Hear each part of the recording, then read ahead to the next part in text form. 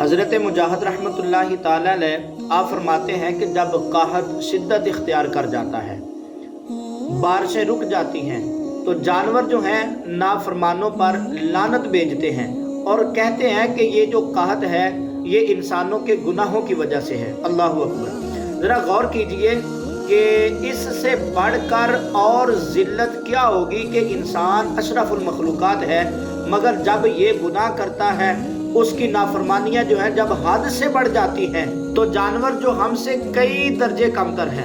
وہ بھی انسان کو برا بھلا کہتے ہیں۔ معلوم ہوا کہ جو نافرمان ہے وہ اپنی فضیلت خود کھو بیٹھتا ہے اور درجہ انسانیت سے گر کر ذلت کے گہرے گڑھے میں جا پڑتا ہے۔ حضرت وہاب رحمۃ اللہ تعالیٰ علیہ آپ سے روایت ہے، فرماتے کہ اللہ تعالیٰ نے انبیاء بنی اسرائیل میں سے کسی نبی علیہ السلام کی طرف وحی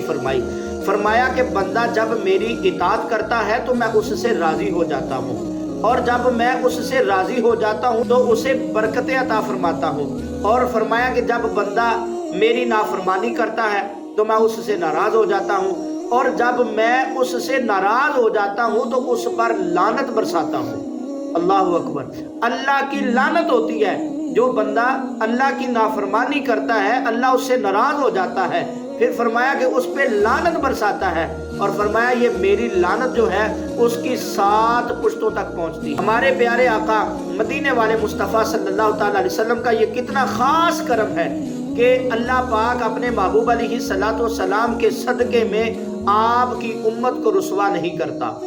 ہم گناہ بھی کرتے ہیں تو ہم پر پہلی قوموں کی طرح اجتماعی عذاب نہیں آتے، ہمارے چہرے نہیں بگاڑے جاتے، اس امت کو پہلی امتوں کی طرح عذاب نہیں دیا جاتا، یعنی کہ پہلی امتیں جب گناہ کرتی ان کے چہرے بگاڑ دیے جاتے، کسی کو بندر بنا دیا جاتا، کسی کو خنزیر بنا دیا جاتا، مگر یاد رکھیے اللہ پاک کی نافرمانی کا نتیجہ تو بہرحال نکلتا ہی ہے۔ علماء کرام فرماتے ہیں کہ گزشتہ امتوں کا عذاب جو تھا یہ جسمانی خسف مسخ کا تھا، یعنی پہلی امتیں جب اللہ کی نافرمانی کرتی تو انہیں زمین میں دنس دیا جاتا تھا، ان کے چہروں کو بگاڑ دیا جاتا تھا، کوئی بندر بن جاتا، کوئی خنزیر بن جاتا تھا، لیکن اس امت کا جو عذاب ہے یہ روحانی خسف مسخ کا ہے۔ پہلے جسم بدل دیے جاتے تھے، اب دل بدل دیے جاتے ہیں۔ اللہ تعالیٰ قرآن مجید میں ارشاد فرماتا ہے وَنُقَلِّبُ أَفْئِدَتَهُمْ وَأَبْصَارَهُمْ، اور ہم ان کے دلوں اور آنکھوں کو پھیر دیں گے۔ اللہ کی پناہ۔ ذرا غور کیجئے کہ جس بندے پر اللہ کی لعنت برس رہی ہو، جس کے لیے جانور تک لعنت برسنے کی دعائیں کر رہے ہوں، جس کا دل ہی الٹ دیا گیا ہو، ایسا شخص دنیا کی ذلت اور آخرت کے عذاب سے کیسے بچ پائے گا؟ اس کے دل میں علم و حکمت کا نور کس طرح سما سکے گا؟ اس لیے ہم سب پر یہ لازم ہے کہ گناہوں سے، اللہ پاک کی نافرمانیوں سے، نمازیں چھوڑنے سے، جماعت سے ناغہ کرنے سے، سود لین دین کے معاملات سے، جھوٹ بولنے سے، غیبت کرنے سے، چغلی کرنے سے، وعدہ خلافی وغیرہ گناہوں سے ہر دم بچتے رہیں، اور جب ہم یہ سارے گناہوں سے بچ جائیں گے تو انشاءاللہ الکریم دل میں ایمان کا نور اترے گا، سینہ بھی روشن ہو جائے گا،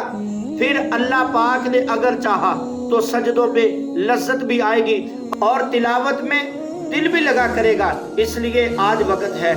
اچھا یہی ہے کہ آج بلکہ ابھی پکی سچی توبہ کر لیں، گناہ چھوڑ دیں اور پکی نیت کر لیں کہ اب کبھی گناہ نہیں کریں گے، اب ہماری نمازیں کبھی قضا نہیں ہوں گی، رمضان المبارک کے پورے روزے رکھیں گے، زکوٰۃ اگر فرض ہوتی ہے تو پوری زکوٰۃ بھی ادا کریں گے، چہرے پر سنت مصطفیٰ بلکہ سنت انبیاء یعنی داڑھی شریف جو ہے ایک مٹھی جو ہے وہ اپنے چہروں پر سجائیں گے، فلمیں ڈرامے نہیں دیکھیں گے، گانے نہیں سنیں گے، بلکہ اس کی جگہ پر مدنی چینل کے علم دین سے بھرپور پروگرامز دیکھا کریں گے، نعتیں سنا کریں گے، تلاوت کیا کریں گے، اور انشاءاللہ الکریم اللہ کے لا ریب کتاب کی تلاوت کو ہم